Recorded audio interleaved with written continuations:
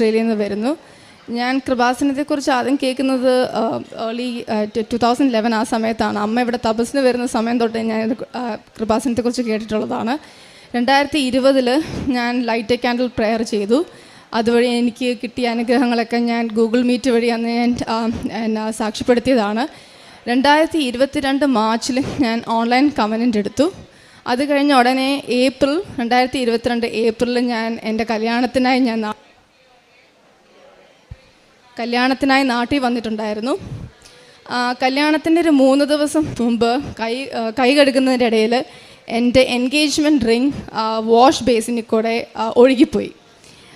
എന്ത് ചെയ്യണമെന്ന് അറിയത്തില്ല. I screamed and cried for help. അപ്പോൾ ഓടി വന്നു.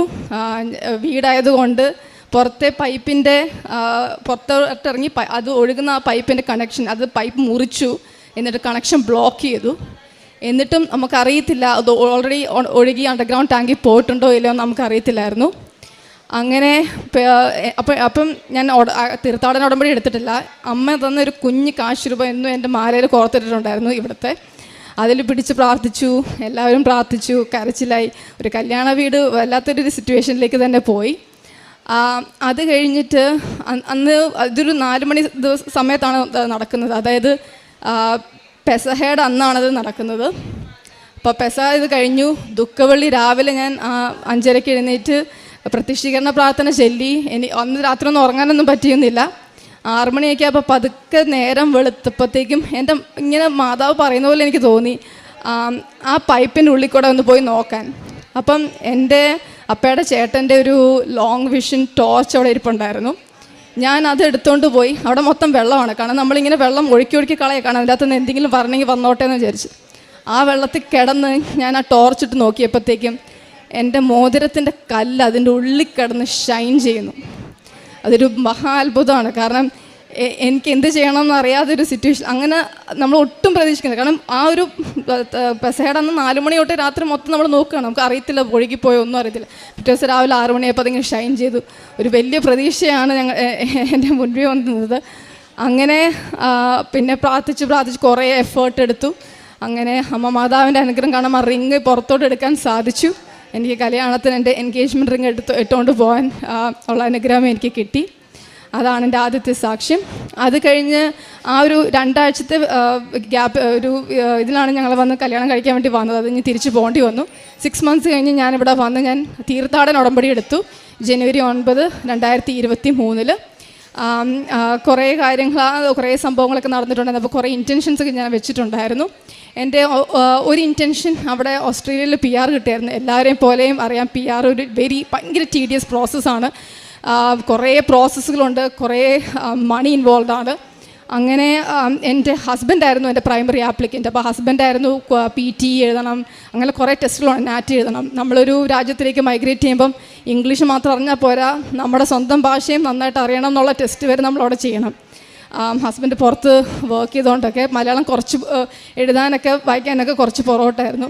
അപ്പോൾ ഈ എക്സാമിൻ്റെയൊക്കെ സമയത്ത് വളരെ പേടിച്ച് കാരണം അത് പഠിപ്പിച്ചിരുന്ന ട്യൂട്ടർ വരെ പറഞ്ഞു എക്സാം വേണ്ടി നീക്കി വെക്കാം, ഹസ്ബൻഡ് പ്രിപ്പയർഡ് അല്ല, മിക്കവാറും അത് ഫെയിലാവുന്ന വരെ പറഞ്ഞു.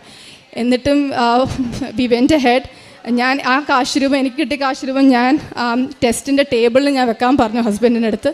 And every half an hour ഞാൻ വിശ്വാസ പ്രമാണം ചൊല്ലി. 7 വിശ്വാസ പ്രമാണമാണ് ഞാൻ എവറി ഹാഫ് ആൻ അവർ ഞാൻ ചൊല്ലിയത്.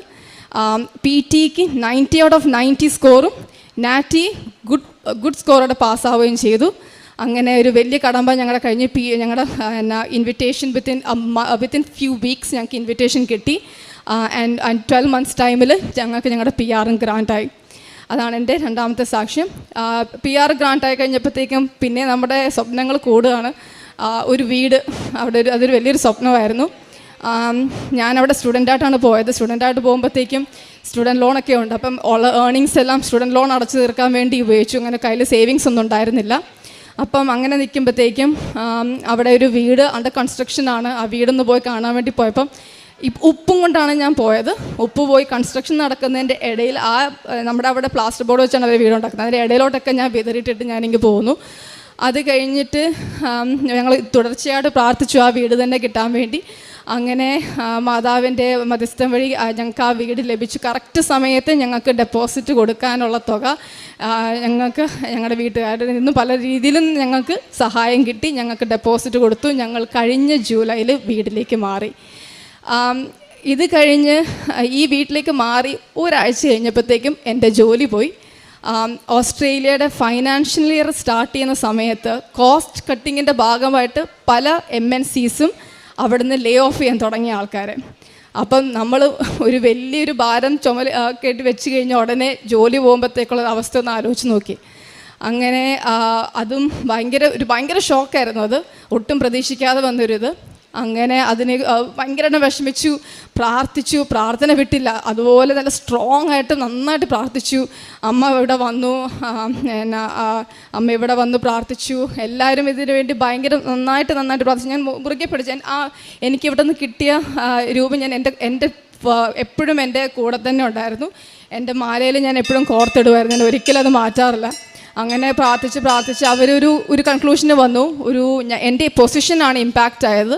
അതായത് ഞങ്ങൾ 4 പേര് ഒരേ വർക്ക് ചെയ്യുന്ന 4 പേരുടെ നമ്പർ കട്ട് ഡൗൺ ചെയ്ത് അവർ 2 പേരാക്കി. അപ്പോൾ അങ്ങനത്തെ ഒരു സിറ്റുവേഷനിൽ പിന്നെ ഉള്ളത് നോക്കുന്നത് അവർ നമ്മുടെ പെർഫോമൻസ് നോക്കുക എന്നുള്ളതാണ്. അപ്പോൾ അതിൻ്റെ തൊട്ട് മുമ്പ് എനിക്കൊരു പ്രോജക്റ്റ് കിട്ടി. അത് എനിക്കല്ല, വേറൊരാൾക്ക് പോയിട്ട് പുള്ളി വേണ്ടാന്ന് പറഞ്ഞൊരു പ്രോജക്റ്റാണ് എനിക്ക് വന്നത്. ആ പ്രോജക്റ്റ് അത് ഇപ്പോഴും ഞാൻ വിശ്വസിക്കുന്നു അത് അമ്മ മാതാവ് എനിക്ക് കൊണ്ട് തന്നതാണ്. കാരണം ആ പ്രോജക്റ്റ് ഇല്ലായിരുന്നെങ്കിൽ എനിക്ക് എൻ്റെ ജോലി നഷ്ടപ്പെട്ട് പോകുമായിരുന്നു. പിന്നെ ഞാൻ വേറെ ജോലിക്ക് വേണ്ടി നോക്കേണ്ടി വന്നേ. അത് കാരണം എനിക്ക് 1 മാസത്തെ റിവ്യൂ, 1 മാസം നമ്മളിങ്ങനെ ടെൻഷൻ അടിച്ചിരിക്കുകയാണ്, നമുക്ക് ജോലി ഉണ്ടോ ഇല്ലയോ എന്നുള്ള ടെൻഷൻ. നമുക്ക് വേറെ എവിടെ അപ്ലൈ ചെയ്താലും ഒരു പോസിറ്റീവ് റെസ്പോൺസും ഇല്ല. എനിക്ക് 3 വർഷത്തെ ഓസ്ട്രേലിയൻ എക്സ്പീരിയൻസും ഇവിടുത്തെ 4 വർഷത്തെ എക്സ്പീരിയൻസും ഉണ്ടായിട്ടും ഒരു പോസിറ്റീവ് റെസ്പോൺസ് എനിക്ക് അവിടെ നിന്ന് കിട്ടിയില്ല ജോലിക്ക് അപ്ലൈ ചെയ്തിട്ട്. അപ്പം നമ്മളിങ്ങനെ ടെൻഷൻ അടിച്ചിരിക്കുന്ന ആ 1 മാസം റിവ്യൂ വന്നു. എനിക്ക് ആ ജോലി തന്നെ എനിക്ക് അവരെന്നെ റീറ്റെയിൻ ചെയ്തു. അതാണ് എൻ്റെ അടുത്ത സാക്ഷ്യം. വേറൊന്നും ഞാൻ ഇൻറ്റൻഷനിൽ വെച്ചത്, ഞാൻ കഴിഞ്ഞ പ്രാവശ്യം ഞാൻ നാട്ടിൽ വന്നു കഴിഞ്ഞപ്പോഴത്തേക്കും ഞങ്ങൾക്ക് ഇൻറ്റേർണലി ഞങ്ങളുടെ ഫാമിലിയിൽ കുറച്ച് ഇഷ്യൂസൊക്കെ ഉണ്ടായി. ഞാനും എൻ്റെ സിസ്റ്ററും തമ്മിൽ ചെറിയൊരു പ്രശ്നങ്ങളൊക്കെ വന്നു. നമ്മൾ പ്രായം കുറഞ്ഞ് നമ്മൾ കൊച്ചു പിള്ളേരായിരിക്കുമ്പോൾ ഉള്ള ഒരു പ്രശ്നമല്ല, വലുതാകുമ്പോഴത്തേക്കും പ്രശ്നങ്ങൾ വരുന്നത്. അത് കൂടുതൽ ഭയങ്കര ഇൻറ്റൻസ് പ്രശ്നങ്ങളിലേക്കൊക്കെ പോയി. അങ്ങനെ ഞാനത് ഇൻറ്റൻഷനായിട്ട് തന്നെ വെച്ചു. വീട്ടിലേക്ക് സമാധാനവും സന്തോഷവും സ്നേഹവും എല്ലാം തിരിച്ചു വരണമെന്ന് ഞാൻ പ്രാർത്ഥിച്ചു. അതിനുവേണ്ടി ഞാൻ ഒരു പ്രേ റോസറി, അതിന് ഒരു രഹസ്യം ഞാൻ അതിനുവേണ്ടി മാത്രം വെച്ചു, ജീവിതത്തിൽ സമാധാനത്തിന് വേണ്ടി. അങ്ങനെ അതിൻ്റെ ഫലമായിട്ട് പ്രശ്നങ്ങളെല്ലാം സോൾവായി. ഇപ്പം ഞങ്ങളുടെ കുടുംബത്തിൽ 3 പേരാണ് ഉടമ്പടിയിലുള്ളത്. ഞാനും എൻ്റെ അമ്മയും എൻ്റെ അനിയത്തിയും ഉടമ്പടി വന്നു. അങ്ങനെ ഇപ്പം ഒരു പ്രശ്നങ്ങളും ഇല്ലാതെ ഞങ്ങൾ സന്തോഷമായിട്ട് തന്നെ മുന്നോട്ട് പോകുന്നു. അതാണ് എൻ്റെ അടുത്തത്. പിന്നെയുള്ള ഒരെണ്ണം, എൻ്റെ ഒരു ഹസ്ബൻഡിൻ്റെ പേഴ്സ് ലൂസ് ചെയ്തതാണ്. അവിടെ നമ്മൾ ക്യാഷൊന്നും അവിടെ ക്യാരി ചെയ്തില്ലെങ്കിലും നമ്മുടെ നാഷണൽ IDs പിന്നെ അതുമാത്രമല്ല നമ്മുടെ ക്രെഡിറ്റ് കാർഡ്സ് എല്ലാം അതിൻ്റെ അകത്തുണ്ട്. അപ്പോൾ അതൊരു ഭയങ്കര നമ്മളത് കാണാതെ പോകുമെന്ന് പറയുന്നത് ഭയങ്കര ഒരു ബുദ്ധിമുട്ടുള്ള കാര്യമാണ്. അപ്പോൾ ഞങ്ങൾ തപ്പാൻ പറ്റുന്നിടത്തൊക്കെ ഞങ്ങൾ തപ്പി, പോയ സ്ഥലത്തോട്ടൊക്കെ പോയി നോക്കി, ഒന്നിടത്തും കിട്ടിയില്ല. അത് കഴിഞ്ഞിട്ട് അന്ന് ഞായറാഴ്ച രാവിലെ ആയിരുന്നു. ഞാൻ പറഞ്ഞു ഞാൻ എന്തായാലും കുർബാന അറ്റൻഡ് ചെയ്യാൻ പോവാണ്, ഞാൻ കുർബാനയ്ക്ക് പോകാമെന്ന് പറഞ്ഞ് എന്നെക്കൊണ്ട് കുർബാനയ്ക്ക് വിട്ടു ആൾ. ഞാൻ കുർബാന നടക്കുന്നതിടയ്ക്ക് ഇങ്ങനെ മെസ്സേജ് വന്നുകൊണ്ടിരിക്കുക, എനിക്ക് ഇവിടെ ഒന്നും കിട്ടുന്നില്ല. ഞാൻ അവിടെ നോക്കി ഇവിടെ നോക്കി, വണ്ടിയുടെ ബാക്കിലത്തെ സ്റ്റെപ്പിന് വരെ പൊക്കി നോക്കി, അവിടെ ഒന്നും നമ്മൾ പോകത്തോലില്ല. അവിടെ വരെ നോക്കി, പേഴ്സ് കിട്ടിയില്ല. ഞാൻ പറഞ്ഞു കുർബാന തീരട്ടെ, കുർബാന തീരുമ്പോഴത്തേക്കും ദൈവമാതാവ് എല്ലാം ശരിയാക്കി തരും എന്ന് ഞാൻ പറഞ്ഞു. അത് കഴിഞ്ഞ് കുർബാന കഴിഞ്ഞ് ഞാൻ പുറത്തോട്ടിറങ്ങിയപ്പോൾ പുറത്തെ ആളെ എനിക്ക് വേണ്ടി വെയിറ്റ് ചെയ്യണം. എന്നോട് പറഞ്ഞ് കിട്ടിയില്ല, ഞാൻ എല്ലാം എൻ്റെ കാർഡ്സ് എല്ലാം ക്യാൻസൽ ചെയ്യാൻ പോവാണ് എന്ന് പറഞ്ഞപ്പോൾ ഞാൻ പറഞ്ഞു എനിക്ക് 1 സെക്കൻഡും കൂടെ ഒന്നും കൂടെ നോക്കട്ടെ എന്ന് പറഞ്ഞ് എനിക്ക് മനസ്സിൽ തോന്നുന്നു സീറ്റിൻ്റെ ഇടയിൽ നോക്കാം. നമ്മൾ സീറ്റിൻ്റെ ഇടയിലോട്ട് നോക്കി, അതായത് നമ്മളെ ഹാൻഡ് റെസ്റ്റും സീറ്റും തമ്മിലൊരു ചെറിയൊരു ഗ്യാപ്പുണ്ട്. നോക്കിയപ്പം ഒരു വലിയ പേഴ്സാണ്, അത് ആക്ച്വലി കട്ടിയുള്ള പേഴ്സാണ്, കാരണം കാർഡ്സൊക്കെ ഇരിക്കുന്നുണ്ട്. അതിൻ്റെയൊക്കെ സ്ലിപ്പായി പോയി കിടക്കുക. എന്നോട് പറഞ്ഞു ഞാൻ ഇവിടെ എല്ലാം നോക്കിയത്, എൻ്റെ കണ്ണിൽ പെട്ട പോലും ഇല്ലെന്ന് ഞാൻ പറഞ്ഞു. അപ്പോൾ ഞാൻ പറഞ്ഞു ഞാനത് പ്രാർത്ഥിച്ചതാണ്, ഞാൻ പറഞ്ഞതല്ലേ കുർബാന തീരട്ടെ, കുർബാന തീരി കഴിയുമ്പോഴത്തേക്കും മാതാവ് എല്ലാം ശരിയാക്കി തരും. അങ്ങനെ അതും എല്ലാം ശരിയായി. ഞാനിപ്പം വെക്കേഷന് വേണ്ടി വന്നതാണ്, ക്രിസ്മസും ന്യൂ ഇയറും വീട്ടുകാരെ സ്പെൻഡ് ചെയ്യാൻ വേണ്ടി വന്ന് വിത്തിൻ 2 days ഞാനിവിടെ വന്ന് ഉടമ്പടി പുതുക്കുകയും ചെയ്തു. ആത്മീയമായ കുറേ അധികം വളർച്ച ഉണ്ടായി. ഞാൻ ബൈബിൾ വായിക്കാൻ കുറച്ചും കൂടെ ഭയങ്കര ഉത്സാഹം ഉണ്ടായി. അതുമാത്രമല്ല സാറ്റർഡേയ്സ് ആൻഡ് സൺഡേയ്സ് ഞാൻ മാസ് അവിടെ മിസ് ചെയ്യാറില്ല. ഞാൻ അവിടുത്തെ പള്ളിയിൽ പോയി തന്നെ മാസ് അറ്റൻഡ് ചെയ്യും. വീക്ക് ഡേയ്സ് ജോബിൻ്റെ ഇത് കാരണം യൂഷ്വലി എനിക്ക് പറ്റത്തില്ല. ബട്ട് പറ്റുന്നിടത്ത് കുഴപ്പമെല്ലാം ഞാൻ ഓൺലൈനാണ് അറ്റൻഡ് ചെയ്യുന്നത്. കുമ്പസാരിക്കും, റെഗുലർ കൺഫെഷൻസ് തുടങ്ങി. ഏറ്റവും മാക്സിമം 1 month, അതിനപ്പുറം പോകാറില്ല. Maximum I try to do it every 2 weeks. അങ്ങനെ ആത്മീയമായിട്ട് വളർച്ചു വന്നു. പിന്നെ അത് മാത്രമല്ല, ദേഷ്യം, എനിക്ക് ഭയങ്കര ദേഷ്യമായിരുന്നു. അതൊക്കെ കുറേയൊക്കെ കുറഞ്ഞു. അങ്ങനെ ദേഷ്യം വരുമ്പോൾ ഞാൻ എന്ത് ചെയ്യുന്നത് വെച്ചാൽ നേരെ പോയി ബൈബിൾ വായിക്കും. അപ്പോഴത്തേക്കും കുറച്ചങ്ങ് അടങ്ങും, ഭയങ്കരമായിട്ട് അടങ്ങും ബൈബിൾ വായിച്ചു കഴിഞ്ഞാൽ ദേഷ്യമൊക്കെ. അങ്ങനെ അതിലോട്ടൊക്കെ വന്നു. കാരുണ്യ പ്രവൃത്തിയായിട്ട് ഞാൻ ചെയ്യാൻ തുടങ്ങിയത്, അവിടെ കുറേ വോളണ്ടിയറിങ് വർക്ക് ഉണ്ട്. നമ്മൾ ഫൈനാൻഷ്യലി നമുക്ക് അവിടെ ഇരിക്കുന്നവരൊക്കെ ഹെൽപ്പ് ചെയ്ത് കഴിഞ്ഞാൽ അത് ഭയങ്കരമായിട്ട് മിസ്യൂസ് ചെയ്യവർ. അപ്പം ഞാൻ വോളണ്ടിയറിങ് വർക്കിന് പോകാൻ തുടങ്ങി, കിച്ചണിലൊക്കെ വർക്ക് ചെയ്യാൻ തുടങ്ങി. അങ്ങനെ അപ്പോൾ കുറേ ആൾക്കാർക്ക്, അതായത് ഹോംലെസ് ആയിട്ടും അല്ലാതെ ഒരു രീതിയിലും നിവൃത്തിയില്ലാത്തവർ, അവിടെ no questions asked, anybody can walk in to the kitchen and have lunch. അങ്ങനെയാണ്. അങ്ങനെ 250+ ആൾക്കാരെ അറ്റ് എ ടൈം സെർവ് ചെയ്യുന്ന അവിടെയൊക്കെ പോയി ഹെൽപ്പ് ചെയ്യാൻ, കിട്ടുന്ന ഓപ്പർച്യൂണിറ്റീസൊക്കെ ഹെൽപ്പ് ചെയ്യാൻ തുടങ്ങി. ഫൈനാൻഷ്യലിയും ഭയങ്കരമായിട്ടും നമ്മൾ ഒരു ഇതെടുത്ത് ഞാൻ ചെയ്യാൻ തുടങ്ങി. അവിടെ സീക്രട്ട് ഹാർട്ട് മിഷൻ, അവിടെ വിന്നീസ് എന്ന് പറഞ്ഞുകൊണ്ട്, which is very similar to Saint Vincent ഇപ്പോൾ. അവിടെ പോയി ഡൊണേഷൻ ആണെങ്കിലും ഫൈനാൻഷ്യലി ആണെങ്കിലും അല്ലാതെയും ഡൊണേറ്റ് ചെയ്യാനൊക്കെ അങ്ങനെ കുറേ കാരുണ്യ പ്രവർത്തികളൊക്കെ ചെയ്യാൻ സാധിച്ചു.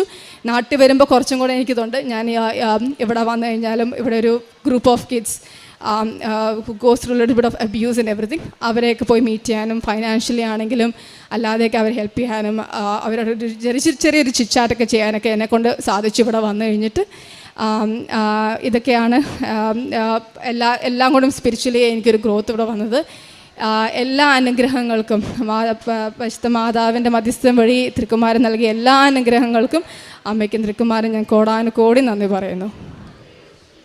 വിശുദ്ധ ഗ്രന്ഥത്തിൽ ജോഷുവയുടെ പുസ്തകം 24:13 തിരുവചനം അരുളി ചെയ്യുന്നു: നിങ്ങൾ അധ്വാനിക്കാത്ത ഭൂമിയും നിങ്ങൾ പണിയാത്ത പട്ടണങ്ങളും നിങ്ങൾക്ക് ഞാൻ തന്നു. നിങ്ങൾ ഇന്നിവിടെ വസിക്കുന്നു. നിങ്ങൾ നട്ടുവളർത്താത്ത മുന്തിരിത്തോട്ടത്തിൻ്റെയും ഒലിവ് തോട്ടത്തിൻ്റെയും ഫലം നിങ്ങൾ അനുഭവിക്കുന്നു. മെലനി ബിജി എന്ന ഈ മകള് തൻ്റെ അനുഭവ സാക്ഷ്യത്തിലുടനീളം എങ്ങനെയാണ് പരിശുദ്ധ അമ്മയുടെ മധ്യസ്ഥതയിൽ ഓരോ തടസ്സങ്ങൾ തങ്ങൾക്ക് മാറിക്കിട്ടിയത്, തനിക്ക് വന്ന പേഴ്സണൽ ലൈഫിൽ വന്ന മാറ്റം, തൻ്റെ ആത്മീയ ജീവിതത്തിൽ വന്ന വളർച്ച, അതൊക്കെ എങ്ങനെ കൂടുതൽ കൃപകൾ കൊണ്ട് നിറയുവാനായിട്ട് തന്നെയും തൻ്റെ കുടുംബത്തെയും യോഗ്യരാക്കി എന്നുള്ളതാണ് നാം സാക്ഷ്യത്തിലുടനീളം കേൾക്കുന്നത്. തൻ്റെ എൻഗേജ്മെൻറ്റ് റിങ് അതുമുതൽ തനിക്ക് PR, തൻ്റെ പുതിയ ഹൗസ്, ഒന്നുമില്ലാത്ത അവസ്ഥയിൽ നിൽക്കുമ്പോൾ തങ്ങൾക്ക് പലരായിട്ട് തങ്ങളെ സഹായിക്കാൻ വന്നു. പരിശുദ്ധ അമ്മയുടെ മധ്യസ്ഥതയിൽ പ്രാർത്ഥിച്ചുകൊണ്ട് അമ്മയെ മനസ്സിലും അതുപോലെ അമ്മയെ കൂടെ കൂട്ടിക്കൊണ്ട് ആ പുതിയ വീട്ടിലൊക്കെ പോയി അവിടെ ഉപ്പൊക്കെ വെഞ്ചരിച്ച് ഉപ്പിട്ട് പ്രാർത്ഥിച്ച് കഴിയുമ്പോഴൊക്കെ അതൊക്കെ എങ്ങനെയാണ് തങ്ങൾക്കില്ലാത്ത പൈസയൊക്കെ തങ്ങളുടെ കരങ്ങളിലേക്ക് വരുന്നത്, തൻ്റെ ജോലി അതോടെ നഷ്ടപ്പെടുന്നു എന്നാണ് നാം കേട്ടത്. അപ്പോൾ ഇതൊക്കെ ഇവിടെ പറയുമ്പോൾ നാം കേട്ട തിരുവചനം പോലെ നാം അധ്വാനിക്കാത്ത ഭൂമി, നാം പണിയാത്ത പട്ടണങ്ങൾ, ഇതൊക്കെ നമുക്ക് വേണ്ടിയിട്ട് വച്ചു നീട്ടുന്ന ദൈവത്തിൻ്റെ വാഗ്ദാനം. അത് ബൈബിളിൽ എഴുതി വച്ചിരിക്കുന്നത് മാത്രമല്ല, ബൈബിൾ ഇന്നും ജീവിക്കുന്ന സത്യവേദ പുസ്തകമാണ്. ആ തിരുവചനത്തിലൂടെ ഇന്നും എങ്ങനെയാണ് ഉടമ്പടി അനുഭവങ്ങൾ, ഉടമ്പടി ഗ്രന്ഥത്തിലൂടെ ഉടമ്പടി അനുഭവങ്ങൾ ഓരോ മക്കൾക്കും ഉണ്ടാകുന്നത്. അങ്ങനെ ഇന്ന് തനിക്കും കുടുംബത്തിനും ലഭിച്ച എല്ലാ കൃപകൾക്കും ഈ മകൾ നന്ദി പറയുമ്പോൾ വ്യക്തിപരമായ അതുപോലെ ആത്മീയമായ വളർച്ച, അതിനാണ് കൂടുതൽ പ്രാധാന്യം നാം കൊടുക്കേണ്ടത്. അതാണ് മറ്റുള്ളതെല്ലാം നമുക്ക് കിട്ടും. അതിന് പ്രത്യേകിച്ച് നമുക്ക് എഫേർട്ടൊന്നും വേണ്ട. ദൈവം ദുഷ്ടൻ്റെയും ശിഷ്ടൻ്റെയും മേൽ മഴ പെയ്യ്ക്കുന്നവനാണ്. അതുകൊണ്ട് നമുക്ക് കിട്ടുന്ന അനുഗ്രഹങ്ങളുടെ ആധിക്യമല്ല, നമ്മിൽ വരുന്ന മാറ്റങ്ങളും അതുപോലെ ആത്മീയ ജീവിതത്തിൽ നമുക്ക് കിട്ടുന്ന ഉണർവ്, അതാണ് നമ്മെ നിത്യജീവിതത്തിന് യോഗ്യരാക്കുക. അതാണ് കൃപാസനം കൂടുതൽ മുൻപോട്ട് വയ്ക്കുന്നതും.